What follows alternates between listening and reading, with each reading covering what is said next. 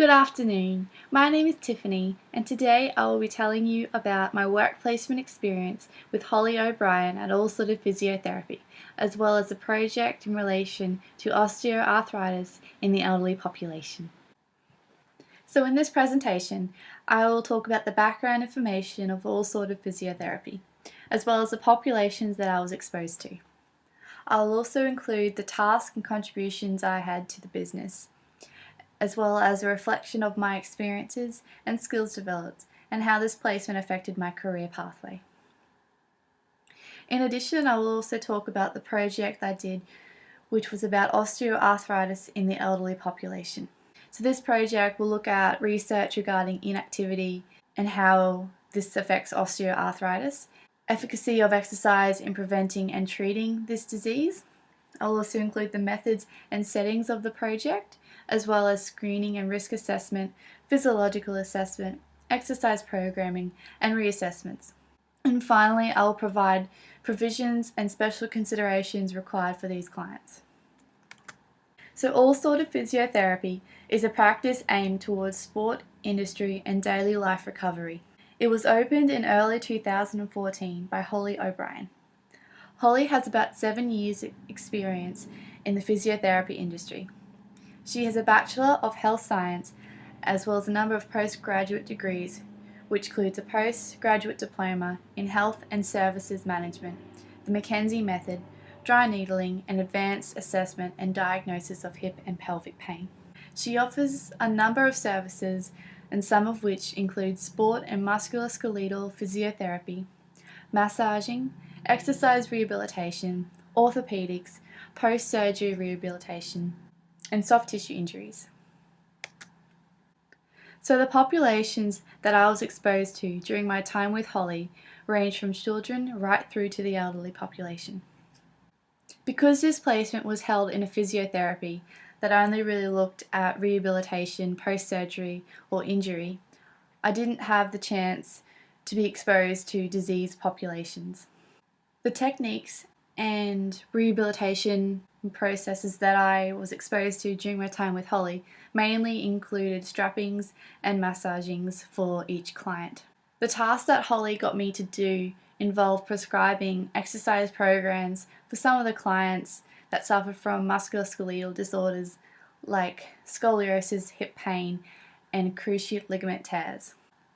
Holly is involved with the junior hockey players in Gladstone, and I was able to represent her and contribute to her business by developing a nutrition brochure for the junior hockey players at the Gladstone and District Hockey Association to help them understand what foods should be consumed before, during, and after their games and competitions, and further educate them about nutrition, hydration, and what appropriate foods and liquids should be consumed.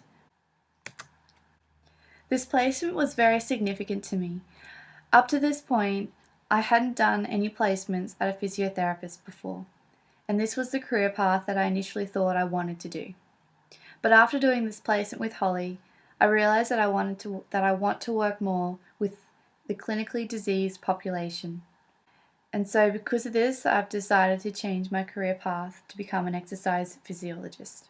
I am very thankful to Holly, however, that I could do this experience with her and gain first-hand experience in the physiotherapy treatment, as well as developing a better understanding at identifying any abnormalities and diagnosing the injury.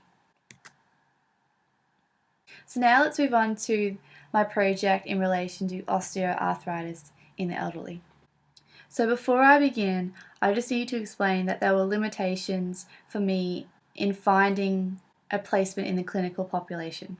So the Gladstone Aquatic Therapy Association was the original place I wanted to complete my placement at. However, I wasn't able to complete it with them because the staff didn't have a high enough qualification to supervise me. But I've still decided to write my report based off the Gladstone Aquatic Therapy Association, as I volunteered with this organisation earlier at the start of this year and have first-hand experience of the therapy programs that they have. So according to research, over the last 10 years, the exercise recommendation guidelines for the elderly population are not being met.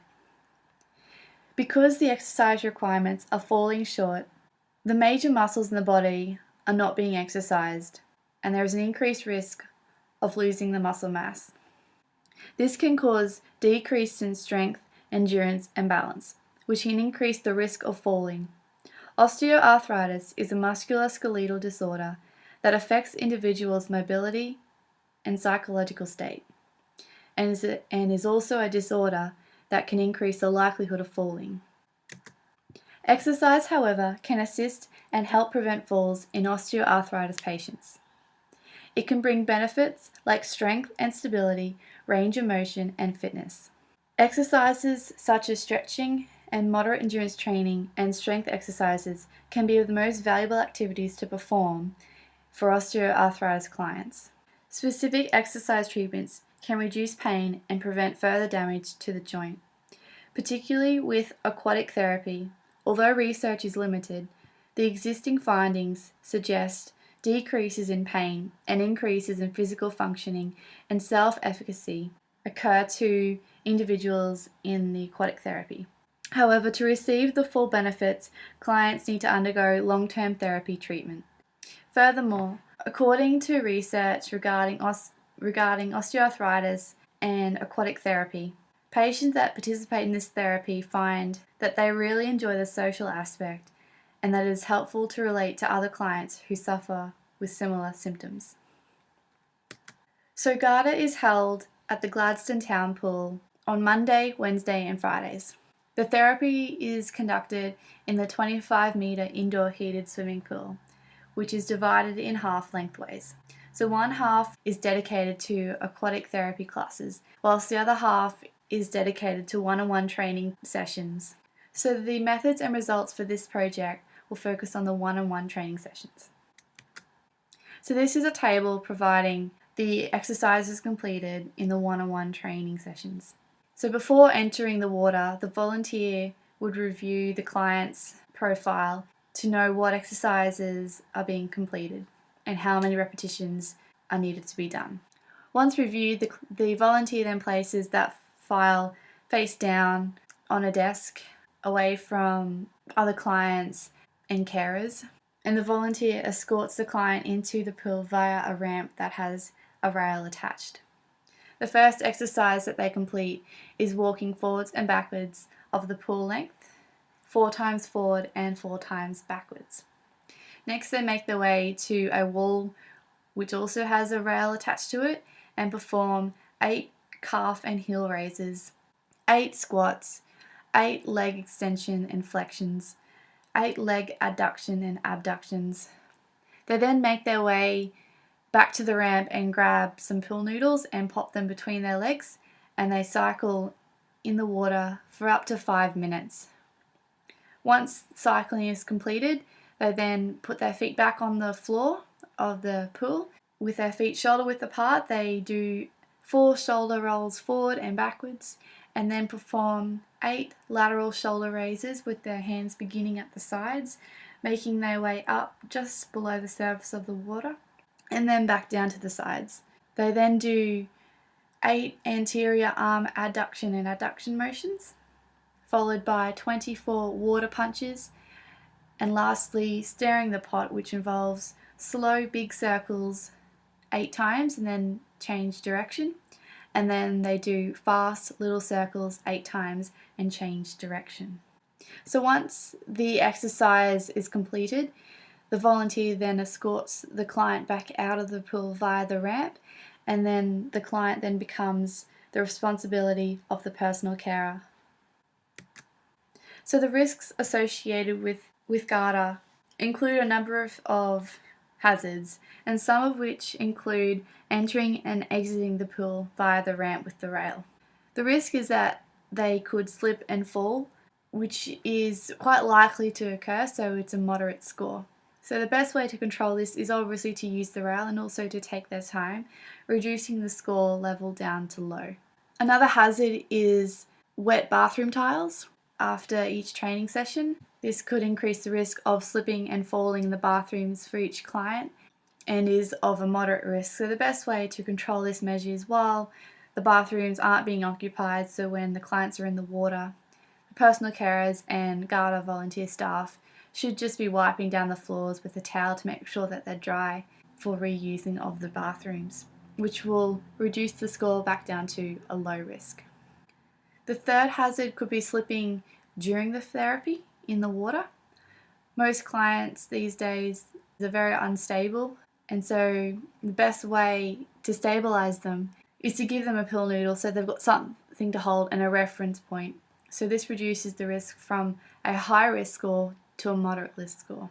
And the last risk factor that was identified was increasing the risk of tripping and falling and collisions with other clients while walking backwards at the beginning of each program. So the risk for this is obviously falling and colliding and causing injury to other clients, and was at a moderate risk, but by slowing down and designating lanes to walking forwards and walking backwards brings both of these hazards back to a low risk factor.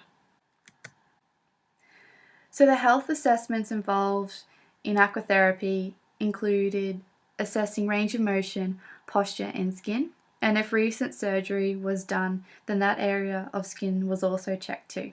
The process of get up and go test was also used to determine their reaction time and mobility of getting out of a chair. And finally, all the clients needed to be medically cleared by a health professional before starting the program.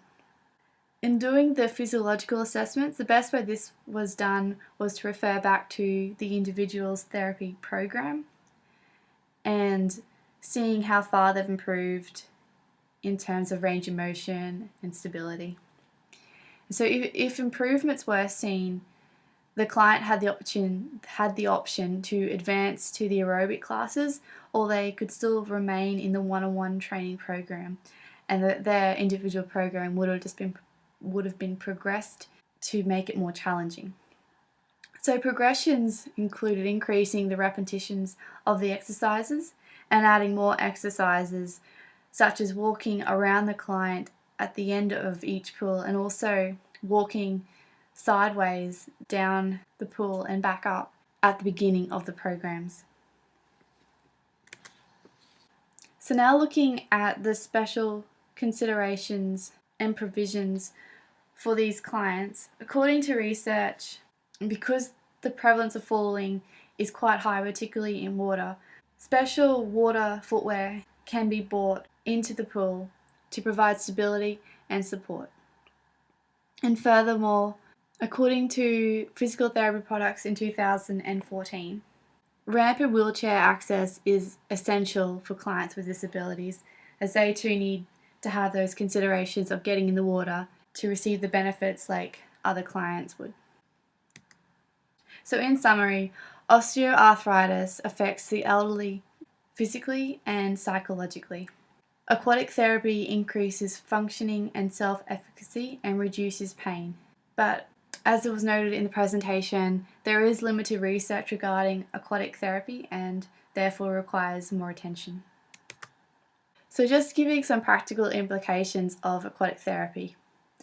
Aquatic therapy definitely increases the functioning of daily life and by reducing the pain and increasing an elderly's mobility. It assists them with the mentality and well-being of everyday life and allows them to live life without pain and to actually enjoy their life. So thank you for listening to my presentation, and I hope you learned something today.